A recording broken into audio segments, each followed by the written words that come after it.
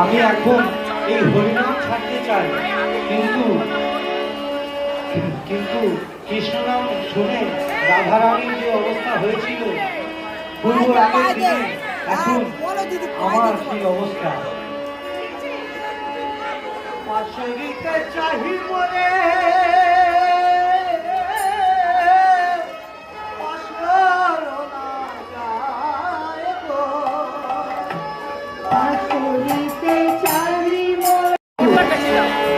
আমি এখন এই হরিনাম ছাড়তে চাই, কিন্তু কিন্তু কৃষ্ণনাম শুনে রাধারানীর যে অবস্থা হয়েছিল পূর্ব আগের দিনে, এখন আমার কি অবস্থা।